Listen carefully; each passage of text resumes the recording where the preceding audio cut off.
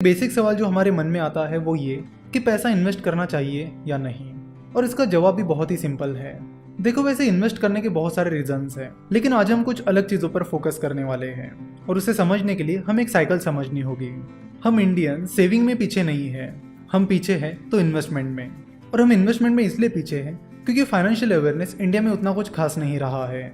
हमें इन्वेस्टमेंट के बारे में कहीं पर भी नहीं सिखाया जाता, ना स्कूल कॉलेजेस में ना घर पे। देखो, आप अगर अपना घर भी चला रहे हो तो उसमें मनी मैनेजमेंट का बहुत बड़ा रोल होता है। हम जितनी भी कई सारी चीज़ें करते हैं उनमें फाइनेंशियल मैनेजमेंट और मनी मैनेजमेंट का बहुत बड़ा रोल होता है, लेकिन हमें money management, financial management, investment इनके बारे में सिखाया ही नहीं जाता। तो इन्वेस्टमेंट को पूरी तरह समझने के लिए हमें एक साइकिल को समझना होगा। हम देखते हैं कि हम में से ज़्यादातर लोग पैसा सेव तो करते हैं पर वो इन्वेस्ट नहीं करते, घर में ही रखते हैं। पैसा घर में रखने की वजह से वो पैसा इकोनॉमी में फ्लो नहीं होता, जिससे ना आपका पैसा बढ़ता है ना ही इकोनॉमी को आपके पैसे का कुछ फायदा होता है।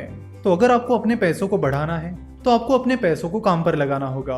तो जब आप स्टॉक मार्केट में डायरेक्टली या इनडायरेक्टली इन्वेस्ट करते हो या स्टार्टअप्स में इन्वेस्ट करते हो तब आपका पैसा इकोनॉमी में फ्लो होने लगता है और आपके पैसों से उन कंपनीज को अपना काम बढ़ाने के लिए, अपना बिजनेस एक्सपांड करने के लिए पैसा मिलता है, जिससे कंपनीज अपना काम बढ़ाने लगती है, ज़्यादा प्रोडक्शन करने लगती है, जिसका फायदा कंट्री को होता है, जिससे कंट्री का जीडीपी बढ़ने में मदद होती है।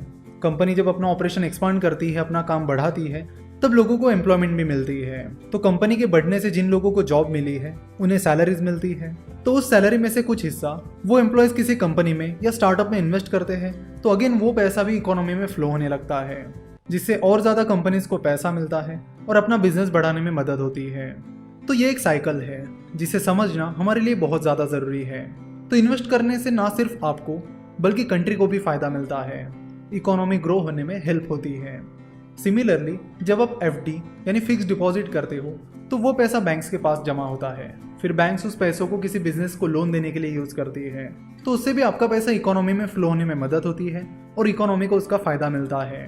तो चाहे आप अपना पैसा बैंक में डालिए, स्टॉक मार्केट में इन्वेस्ट करिए या म्यूचुअल फंड में इन्वेस्ट करिए, लेकिन कहीं ना कहीं अपने पैसों को आप काम पर लगाइए, उसे घर में मत रखिए। अगर आप अपना पैसा घर में रखोगे तो इन्फ्लेशन की वजह से उसकी वैल्यू कम हो जाएगी, ना आपको उसका फायदा मिलेगा ना हमारे देश को। अगर आपको इन्फ्लेशन क्या होता है ये पता नहीं है तो आपको बता दूं कि अगर आपके पास आज 1000 रुपीज़ है तो उस 1000 रुपीज़ की वैल्यू एक साल बाद उतनी नहीं रहेगी जितनी आज है, यानी उसकी वैल्यू एक साल बाद कम हो जाएगी। अगर आप 5 साल बाद बात करोगे तो 5 साल बाद और कम हो जाएगी, 10 साल बाद और कम हो जाएगी।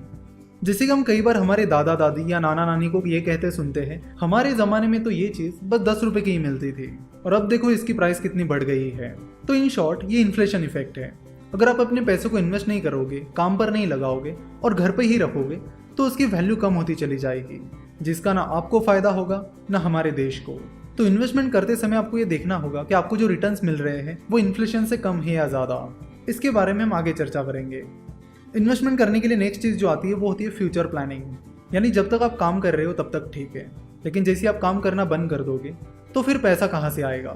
तो उसके लिए आपको फ्यूचर प्लानिंग और रिटायरमेंट प्लानिंग करनी पड़ेगी, ताकि जब आप काम करना बंद कर दोगे तब भी आपके पास पैसा बना रहे और पैसा आता रहे। साथ ही अमीर बनने के लिए, अपने डिज़ायर्स को पूरा करने के लिए भी आपको इन्वेस्टमेंट करना बहुत ज़रूरी है। तो इन्वेस्टमेंट एक टू वे गेम है, जिससे ना सिर्फ आपको बल्कि कंट्री को भी बेनिफिट मिलता है।